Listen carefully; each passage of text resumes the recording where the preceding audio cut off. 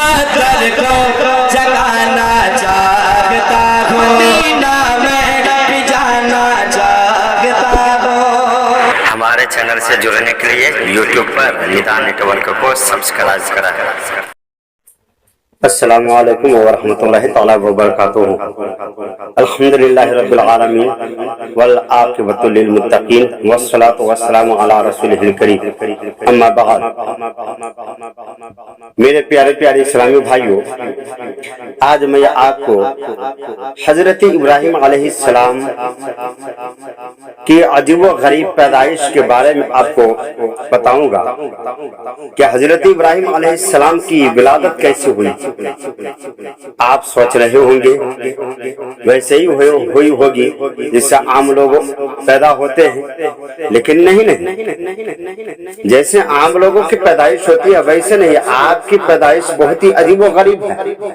इसलिए कि आपकी विलादत जिस जमाने में होती है वो जमाना कोई मामूली जमाना नहीं था, बल्कि ऐसा जमाना था तो उस जमाने में जो बादशाह हुआ करता था जिसका नाम नमरूद था, और यह नमरूद बहुत ही जालिम जाबिर किस्म का बादशाह था जो लोगों से जबरदस्ती अपनी पूजा करवाता और अपने आप को खुदा होने का दावा भी करता था, लोगों पर जुल्म सितम भी करता था।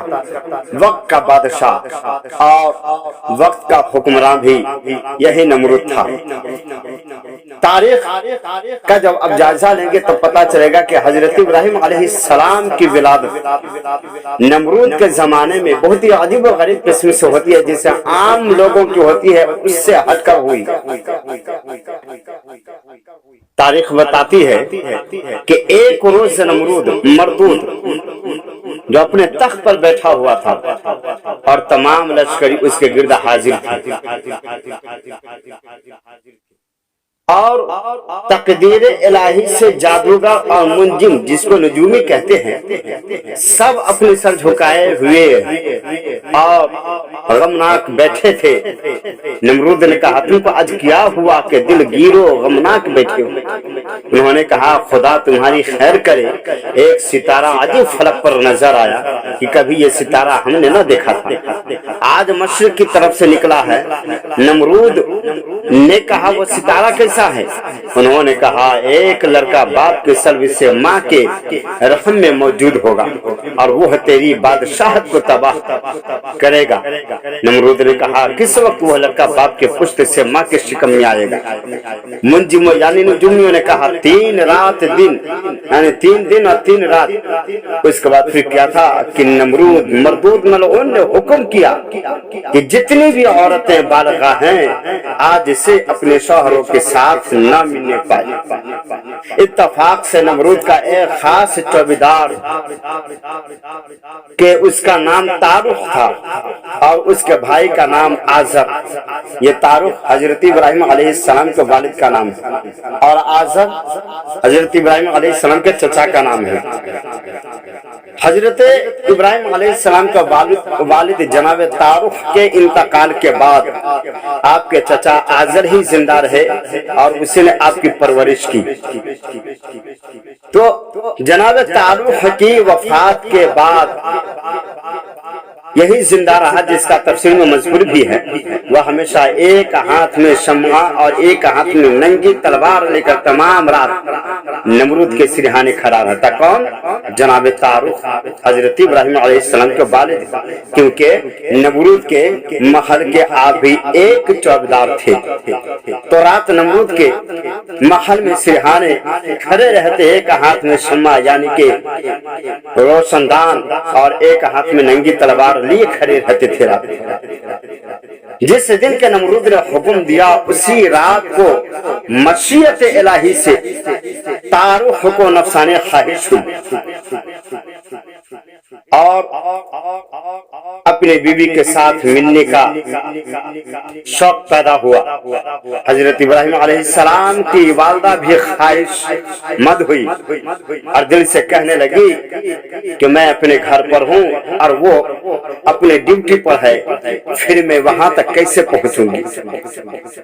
لیکن پھر بھی ہمت کر کے انہوں نے آدھی رات کو گھر سے نکل کر دروازے پر یعنی نمرود کے محل کے دروازے پر جا پہنچی۔ دیکھا دربان و پاسبان جتنی ہیں سب کے سب خواب غفلت میں ہیں، وہ سب کے سب سو رہے ہیں۔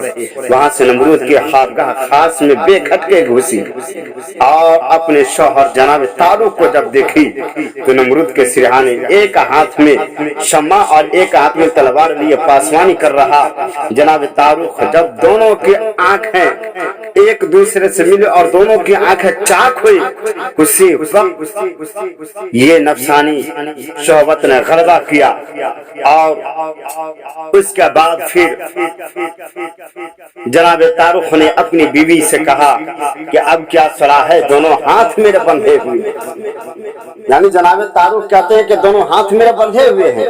اتنے میں اللہ کے حکم سے ایک پری آ کر موجود ہوئی، وہ شمع اور تیغ لے کر یعنی تلوار لے کر اسی طرح کھڑی رہی اور اس کے بعد پھر حضرت ابراہیم علیہ السلام کے والد جناب طارق دونوں میاں بیوی آپس میں پھر جب نفسانی خواہشات کو پوری کرنے کے بعد فارغ ہوئے، فراغت کے بعد اسی رات کو رب کی قدرت سے حضرت ابراہیم علیہ السلام اپنے باپ کے سلب سے یعنی اپنے باپ کے پیٹ سے ماں کے پیٹ میں آپ کی آمد ہوئی۔ جناب طارق نے اپنی بیوی سے کہا کہ خبردار دیکھو یہ رات کا وقت ہے اور پھر محل کے اندر، لیکن ہوشیار رہنا یہ بات ہرگز کبھی کسی کو نہیں بتانا، حتیٰ کہ یہاں سے گھر جانے تک راستے میں تمہیں کوئی نہ دیکھنے پائے، خاموشی سے جانا، کیونکہ اگر کسی نے دیکھ لیا تو یہ بہت بڑی شرمندگی کی بات ہوگی۔ تب آپ کی بیوی وہاں سے نکل کر چپکے سے اپنے گھر پہنچ گئی اور اس آنے جانے والوں آنے جانے میں سوائے خدا کے کسی نے آپ کو نہیں دیکھا۔ جب صبح ہوئی نمرود لعین نے نیند سے اٹھ کر جب جناب طارق کی پیشانی کی طرف نگاہ کی، دیکھا کہ ایک نور اس کے چہرے پر چمکتا ہے۔ نمرود نے کہا اے طارق آج چہرہ تیرا نورانی دیکھتا ہوں۔ جناب طارق نے جواب دیا کہ جناب والا یہ اس ترقی یہ اقبال کی دعا کی بعد ہو نمرود وہاں سے یعنی کہ جناب طارق کہتے ہیں کہ یہ میری ترقی کی وجہ سے آج میرا اتنا چہرہ چمک رہا ہے۔ پھر وہاں سے نمرود اٹھ کر تخت پر جا کر بیٹھا اور راہبوں اور منجموں نجومیوں کو بلا کر کے پوچھا کہ اب بتاؤ اپنے علم سے اپنے علم کی روشنی میں دریافت کر کے بتاؤ کہ وہ لڑکا پیدا ہوا یا نہیں پیدا ہوا۔ سبوں نے آپس میں مشورہ کیا، اس کے بعد پھر عرض کیا جہاں پناہ سلامت شب گزر چکی اور گزشتہ رات وہ لڑکا بخطبے خدا باپ کے پیٹ سے ماں کے شکم میں آ چکا ہے۔ تب نمرود نے حکم کیا کہ جتنی عورتیں حاملہ ہیں ولادت کے وقت سب کو مار دیا جائے۔ اللہ اکبر، ایسا ظالم جابر بادشاہ حکم دیا تمام بچوں کو مار دیا جائے۔ اسی سبب سے جتنی عورتیں حاملہ تھی سبوں نے اپنے اپنے بچے کھو دیے۔ جب حضرت ابراہیم علیہ السلام کو اپنی ماں کے پیٹ میں 9 مہینے گزرے تب ان کی ماں نمرود کے خوف سے اور بچے کی محبت سے گھر سے نکل کر چپ چاپ شہر کے باہر ایک میدان میں ایک غار کے اندر جا بیٹھی۔ وہاں حضرت ابراہیم علیہ السلام کے والد جناب طارق نے ایک غار پہلے ہی سے تیار کر رکھا تھا اور اسی غار میں آپ جا کر بیٹھ گئی۔ حضرت ابراہیم علیہ السلام کی ولادت اسی غار میں ہوئی۔ ان کے نور سے غار ایک بار ایسا روشن ہوا کہ ان کی ماں اس روشن کو دیکھ کر رونے لگی، اس خوف سے کہ کہیں ایسا نہ ہو کہ کوئی نمرود کا سپاہی یہاں جائے اور اور مجھے پکڑ کر میرے بچے کو مار ڈالا۔ آخرکار لڑکے کو کپڑے میں لپیٹ کر وہاں آپ کو چھوڑ دی اور پھر چھوڑ کر اپنے گھر کی طرف واپس ہوئی۔ اسی وقت حضرت سیدنا جبرائیل علیہ السلام نازل ہوئے اور دونوں ہاتھ کی انگلیاں جناب ابراہیم علیہ السلام کو منہ میں رکھ دی۔ خدا کے فضل سے ایک انگلی سے شہد اور دوسری انگلی سے دودھ جاری ہوا۔ ابراہیم علیہ السلام اسی کو پیتے اور کسی چیز کے محتاج نہ ہوتے، اور ہر ہفتے آپ کی والدہ آپ کو دیکھنے کے لیے آتی اور آپ کو دودھ وغیرہ پلا کر صاف صفائی کر کے پھر چلی جاتی تھی۔ روز آتی یا ہفتے میں آتی، تواریخ میں اس طریقے سے بھی آیا ہے۔ بہرے کیا زندگی اور پرورش سے محتاج ہوتی، جب وہاں سے نکل کر باہر آتی تو آپ حیرت میں پڑ جاتی کہ آخر میں ہفتے میں آتے ہوں، پھر میرا بچہ زندہ صحیح سلامت ہے اور کسی چیز کی کوئی پریشانی نہیں ہے، یہ کیا ہے؟ کہتے ہیں کہ جب باہر آتے تو غائب سے ایک پتھر غار کے منہ کو بند کر دیتا، اور جب ان کے ماں آتی تو اس پتھر کو الگ کر کے انہیں دیکھ بھال کر پھر چلی جاتی تھی۔ اسی طرح سے 7 سال گزر گئے۔ کتنے؟ 7 سال گزر گئے۔ ایک دن حضرت ابراہیم علیہ السلام جب اپنے جوانی کی عمر کی دہلیز پر قدم رکھنے لگے اور جب آپ ہوشیار ہوئے، بڑے ہوئے، تب آپ نے کہا والدہ میں کب تک اس غار میں تنہا رہوں گا، کبھی مجھے شہر بھی لے جایا جائے۔ لہذا میرے پیارے اسلامی بھائیوں، تو حضرت ابراہیم علیہ السلام اس غار میں تقریباً اللہ کے حکم سے 7 سال یا 12 سال تک اسی غار میں آپ رہا کرتے تھے، اور آپ کی جو پرورش ہوتی تھی قدرت اپنی طرف سے اس کا انتظام کیا تھا، اور کس انوکھے انداز سے اللہ تبارک و تعالیٰ نے تن و تنہا اس غار میں آپ کی پرورش کی۔ واہ کیا بات ہے! تاریخ بتاتی ہے کہ آپ روزانہ اس طریقے سے جلد جلد بڑھتے تھے کہ ایک دن میں اتنا آپ کا قد بڑا ہوتا جتنا عام بچے ایک ہفتہ میں بڑھا کرتے، اور ایک ہفتہ میں آپ اتنے بڑے ہوتے جتنا عام بچہ ایک مہینے میں بڑا ہوتا تھا۔ یہ رب کی قدرت تھی کہ آپ علیہ السلام اس طریقے سے آپ کی ولادت ہوئی اور تقریباً 12 سال تک اس سے غار میں رہے، جس کو سراۃ الجنان نے اپنی کتاب میں بھی تحریر فرمایا۔ تو اللہ تبارک و تعالیٰ نے آپ کے شاندار طریقے سے اس طرح حفاظت فرمائی کہ نمرود کو بھی خبر نہ ہوئی اور نمرود بھی آپ کو کچھ نہ کر سکا۔ اب چلیے میں آپ کو بتاتا ہوں کہ حضرت ابراہیم علیہ السلام آپ کا سلسلہ نسب کیا ہے۔ جب آپ کی ولادت ہوئی تو آپ کے والد نے آپ کا نام ابراہیم رکھا، اور آپ کا لقب ابو زیفان، بہت بڑے مہمان نواز ہوئے۔ آپ کا نسب نامہ یہ ہے ابراہیم ابن تارخ ابن ناخور ابن سارغ ابن رغو ابن تاتغ ابن غابر ابن صالح ابن ارفخشد ابن سام بن نوح۔ یہ آپ کی یہ نسب نامہ تفسیر حقانی نے بھی اس کو بیان کیا ہے۔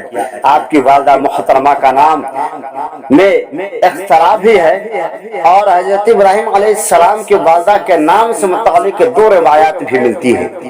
ایک میں آپ کا نام امیلہ تھا اور دوسرے میں بونا بنت کربنا بن کرسی مذکور ہے۔ یہ حضرت ابراہیم علیہ السلام کی والدہ کا نام امیلہ تھا اور آپ کے والد کا نام تارخ ہے۔ آپ کی پیدائش، آپ کی ولادت حضرت یہ طوفان نوح کے 1709 سال بعد، کتنا 1709 سال بعد، اور حضرت عیسیٰ علیہ السلام سے تقریباً 2300 سال پہلے شہر بابل کے قریب قصبہ کونے میں آپ کی ولادت و سعادت ہوئی۔ اسے تفسیر عزیز نے بھی نقل فرمایا ہے، اور تفسیر خزائن عرفان میں ہے کہ آپ کی پیدائش امواز کے علاقہ میں سوس کے مقام پر ہوئی۔ تفسیر نعیمی نے بھی اس کو نقل فرمایا ہے۔ اس سے پتہ چلا کہ حضرت ابراہیم علیہ السلام کی ولادت کس طریقے سے ہوئی۔ اب اس سے آپ اندازہ لگائے کہ عام بچوں کی ولادت اور حضرت ابراہیم علیہ السلام کی ولادت میں کتنا فرق ہے۔ بہت عجیب و غریب واقعہ یہ تھا، اور بہت عجیب و غریب طریقے سے آپ کی ولادت ہوئی کہ دشمن کے شہر میں اور دشمن کے علاقے میں آپ کی ولادت ہوئی، جس سے نے آپ کو ختم کرنے کے لیے اتنے بچے مروا ڈالے۔ لیکن رب کی قدرت ذرا دیکھا کہ اللہ تبارک تعالیٰ جس سے بچانا چاہتا ہے اسے کوئی کچھ نہیں کر سکتا ہے۔ لہذا اللہ تبارک تعالیٰ نے نمرود کے ہوتے ہوئے بھی آپ کی حفاظت فرمائی کہ نمرود کو خبر کان تک بھی خبر نہ پہنچی۔ لہذا یہ اس طریقے سے حضرت ابراہیم علیہ السلام کی ولادت ہوئی، اور آپ دھیرے دھیرے بڑے ہوئے، اور پھر بہت جلد آپ جوار بھی ہو گئے۔ کہتے ہیں کہ جس وقت نمرود نے بچوں کے قتل کا حکم دیا تھا، اس وقت آپ کی ماں کا جو حمل تھا، آپ کی والدہ کا جو حمل تھا، یہ ظاہر نہیں ہوتا تھا، کیونکہ آپ کی والدہ کی عمر کچھ کم تھی، اور کم ہونے کی وجہ سے حمل ظاہر نہیں ہوتا تھا، پتہ نہیں چلتا تھا۔ یہی وجہ ہے کہ اللہ تبارک و تعالیٰ نے کسی بھی آپ کے حمل کو ظاہر نہیں کیا، اور اس طریقے سے آپ کی دنیا میں آمد ہوئی۔ اللہ تبارک و تعالیٰ ہمیں نیک بندوں کا سب ساتھ فرمائے، اور توفیق عطا فرمائے۔